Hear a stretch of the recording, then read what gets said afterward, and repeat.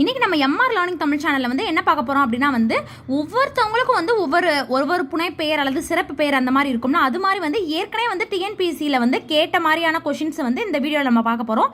இது வந்து இந்த எக்ஸாம் பாயிண்ட் ஆஃப் வியூ ரொம்ப யூஸ்ஃபுல்லாக இருக்கும். ப்ரீவியஸ் இயர் கொஷின்லேருந்து நமக்கு நிறைய கொஷின் கேட்குறாங்கல்ல, அது மாதிரி இந்த இதெல்லாம் பார்த்தீங்கன்னா உங்களுக்கு வந்து ஒரு ஐடியா கிடைக்கும். இந்த மாதிரி கேட்டால் வந்து இந்த மாதிரி ஆன்சர் பண்ணணும்.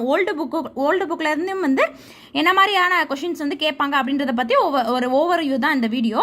பாருங்கள் அந்த வீடியோவை. ஃபர்ஸ்ட் கொஸ்டின் பாருங்க.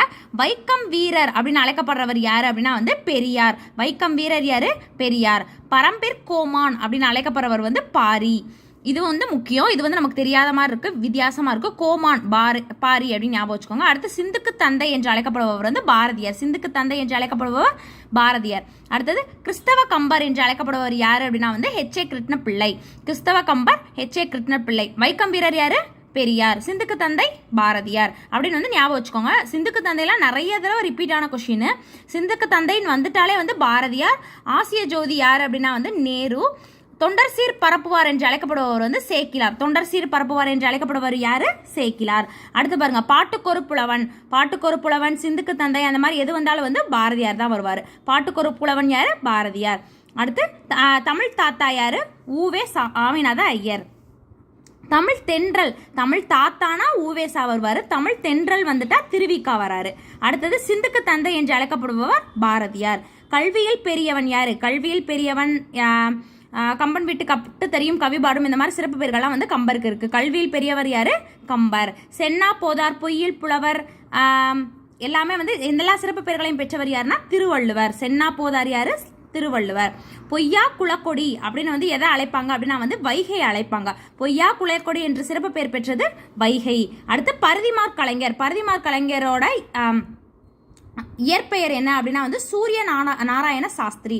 அதை தான் அவர் வந்து மாற்றி பரிதிமார் கலைஞர் அப்படின்னு வச்சிருப்பார். சாஸ்திரி இதெல்லாம் வந்து நமக்கு வந்து சமஸ்கிருதம்லாம் அந்த கலந்து வருதுன்னு சொல்லிட்டு அவரோட பேரை தூய தமிழ்ல மாற்றணும்னு சொல்லிட்டு இந்த மாதிரி மாற்றிருப்பாரு. பரிதிமார் கலைஞர், சூரிய நாராயண சாஸ்திரி ஞாபகம் வச்சுக்கணும். இப்போதான் பார்த்தோம் தமிழ் தாத்தா யாரு? ஊவேசா. தமிழகத்தின் ஒற்றுமைக்கு கால்கோளிட்ட சான்றோர் யாரு அப்படின்னா வந்து இளங்கோவடிகள். எதுக்கு சொல்றாங்க அப்படின்னா வந்து சிலப்பதிகாரத்தை எழுதுனதுனால இந்த மாதிரி வந்து சொல்றாங்க. தமிழகத்தின் ஒற்றுமைக்கு கால்கோளிட்ட சான்றோன் யாரு அப்படின்னா வந்து இளங்கோவடிகள். இது ரொம்ப முக்கியமானது, பார்த்துக்கோங்க. சிலப்பதிகாரம் டாபிக்ல வந்து கேட்க வாய்ப்பு இருக்கு. பாவேந்தர், பாரதிதாசன். பொய்யிற் புலவர், இப்பதான் பார்த்தோம். சென்னா போதார் யாரு? திருவள்ளுவர். அதே மாதிரி பொய்யில் புலவர் திருவள்ளுவர். பாட்டுக்கொரு புலவன் என்று சிறப்பிக்கப்படுபவர் பாரதியார். கல்வியில் பெரியவன் கம்பன். கப்பலோட்டிய தமிழன் என்று சிறப்பிக்கப்படுபவர் வந்து வஉசி. சூடி கொடுத்த சுடற்கொடி யாரு அப்படின்னா வந்து ஆண்டாள். அதே மாதிரி பெரியாழ்வாரோட வளர்ப்பு மகள் யாரு அப்படின்னு கேட்பாங்க, அதுவும் வந்து ஆண்டாள் தான் வருவாங்க. திருவாத ஊரார் யாரு அப்படின்னா வந்து மாணிக்கவாசகர். திருவாத ஊரார் மாணிக்கவாசகர்.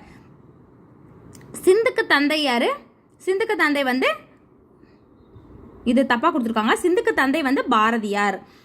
திருவிக்கா என்ன அழைக்கப்படுவாங்க அப்படின்னா வந்து தமிழ் தென்றல் அப்படின்னு அழைக்கப்படுவாங்க. முத்தமிழ் காவலர் யாரு அப்படின்னா வந்து கி ஆ பே விஸ்வநாதம்.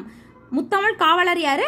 கி ஆ பே விஸ்வநாதம் தான் வந்து அவ்வாறு அழைக்கப்படுவார். இதெல்லாம் வந்து பார்த்துக்கோங்க. இதுல இருந்து நமக்கு வந்து 2 கொஸ்டின் கூட ரிப்பீட் ஆக வாய்ப்பு இருக்கு. நல்லா வந்து பார்த்து வச்சுக்கோங்க. அடுத்து ஒரு இம்பார்ட்டன்டான வீடியோவில் பார்க்கலாம். Thank you. TNPSC previous year question வந்து ரொம்ப இம்பார்ட்டன்ட். எல்லாமே வந்து நீங்க தரவா வந்து பார்த்துக்கோங்க.